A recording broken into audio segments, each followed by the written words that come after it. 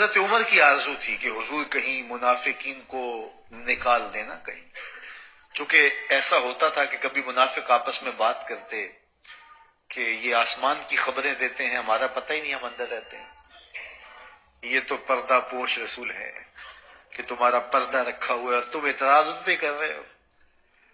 ایک دن ایسا ہوا کہ حضرت عمر نماز پڑھنے کے لیے آئے تو دیکھا کہ لوگ باہر جا رہے ہیں، تو انہیں بڑے پریشانی ہوئی اور کہ میری نماز رہ گئی ہے، جماعت رہ گئی ہے۔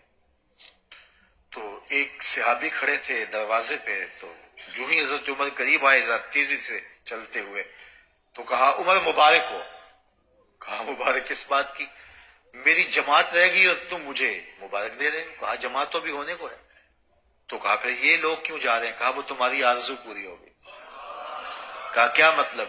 کہا حضور نے نام لے لے کے منافقوں کو مسجد سے نکال دیا۔ حضور علیہ الصلوۃ والسلام ممبر پہ جلوہ فراز ہوئے، فرمایا اخرج فلاں ابن فلاں من المسجد انت منافق، فلاں ابن فلاں مسجد سے دفع ہو جا، تو بھی منافق ہے، تو بھی منافق ہے، تو بھی منافق۔ 300 منافقوں کو حضور نے مسجد نبوی سے یوں نکال دیا۔ منافق الگ ہو گئے، مومن الگ ہو گئے، خبیث اور طیب الگ الگ کر دیے گئے۔ اللہ تعالیٰ جل شانہ نے اپنے محبوب علیہ الصلوۃ والسلام کو جب تک حکمت تھی اس امر سے منع کیا، اور جب حکمت تھی کہ ان کو نکال دیا جائے تو پھر منافق اور مسلمان الگ الگ کر دیے گئے۔ منافق بدترین مخلوق ہے اور جہنم کے سب سے نچلے درجے میں آگ میں جونسا جائے گا، جلایا جائے گا، کیونکہ یہ دو رخ رکھنے والا ہے، دو منہ رکھنے والا ہے۔ اسلام کو بڑی تکلیفیں پہنچائی منافقین نے۔ یہ مسجد قباء کے مقابلے میں باقاعدہ مسجد درار کے نام سے انہوں نے ایک کوٹھا بنا لیا، اور کیوں بنایا؟ کہ مسجد قباء کا رش توڑا جائے۔ یہ طیب پاکیزہ لوگ، حضور کے عاشق، اور یہ کہنے لگے یہ تو پتہ نہیں حضور علیہ الصلوۃ والسلام کو کس طرح مانتے ہیں، ہم ہیں اصل جو ہے وہ اللہ کی توحید اور اللہ کے دین کو ماننے والے، اور مسجد بنا لی باقاعدہ، اور حضور سے عرض کی کہ حضور آئیں اور 2 رکعتیں یہاں پڑھ لیں۔ مطلب کیا؟ کہ آپ آئیں گے تو پھر لوگوں کا رجحان یہ ہو جائے گا۔ اللہ نے اپنے محبوب کو کہا کہ محبوب ادھر رخ بھی نہیں کرنا۔ پھر اس کو توڑا گیا اور آگ لگا کے جلایا گیا مسجد درار کو۔ وہ مسجد نہیں ہے، فرمایا یہ محاربت کی جگہ ہے، یہ لڑائی کی جگہ ہے، اسلام میں تفریق کی جگہ ہے۔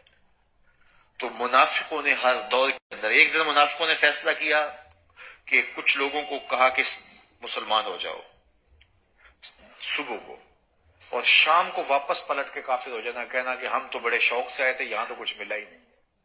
تو اس طرح انہوں نے گیمیں کی، بہت کچھ کیا، مسلمانوں کو نقصان پہنچا، جنگوں کے اندر پیچھے ہٹے، مسلمانوں کو نقصان پہنچایا، سازشیں کی، مخبریاں کی، لیکن فانوس بن کے جس کی حفاظت ہوا کرے وہ شمع کیا بجھے جسے روشن خدا کرے۔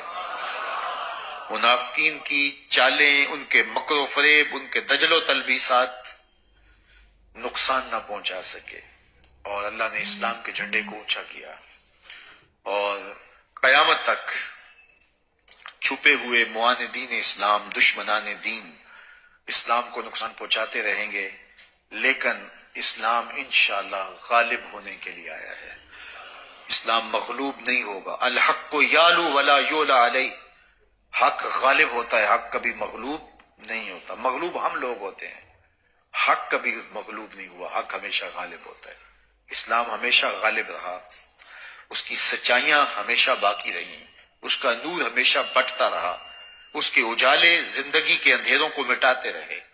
ہم مغلوب ہوئے ہیں اپنی کمزوریوں کی وجہ سے، اپنی حکمت عملی کی وجہ سے، اپنی کوتاہیوں کی وجہ سے، اپنی مداحنت کی وجہ سے، اپنی باہمی الجھاؤ کی وجہ سے، تفریق کی وجہ سے، تشدد کی وجہ سے، فرقہ بندیوں کی وجہ سے ہم مغلوب ہوئے، ہم رسوا ہوئے، ہم کاٹے گئے۔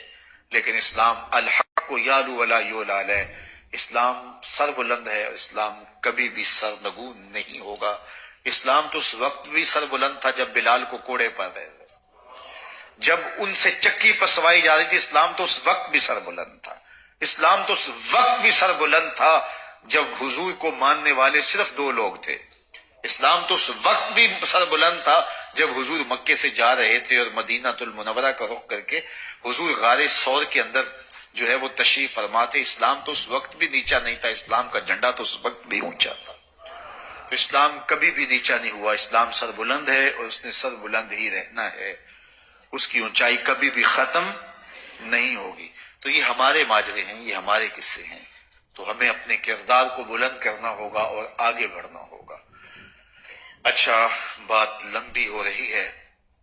میں نے آج کی اس نشست کے اندر منافقین کی کچھ علامات کو آپ کے سامنے رکھنا تھا، اور منافق کی وہ نشانیاں کہ جو اعتقادی نفاق تو نہیں ہے لیکن عملی نفاق ہے. اعتقادی منافق ہے وہ کافر ہوتا ہے، اور دوسرا منافق اعتقادی نہیں، وہ عملی منافق ہوتا ہے، اس کے اعمال منافقوں جیسے ہوتے ہیں.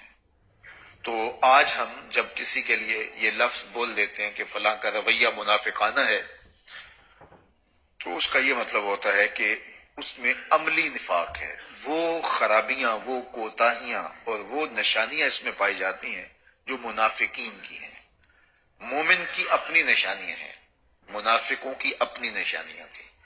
اور اگر وہی نشانیاں جو مسلمانوں کے اندر موجود ہیں وہ ہمارے اندر موجود ہیں، تو پھر یہ ہمارے اسلام کی، ہمارے ایمان کی اور ہماری عزت کی اور ہمارے وقار کی علامت ہے. اور اگر ہمارے اندر وہ نشانیاں پائی جا رہی ہیں جو نشانیاں منافقین میں تھیں، اور ہم ہیں الحمدللہ اندر باہر سے مسلمان، لیکن نشانیاں وہ پائی جا رہی ہیں، تو اس کو عملی نفاق کہیں گے. اس کی سخت سزائیں ہیں اور اس کی سخت مذمت کی گئی ہے.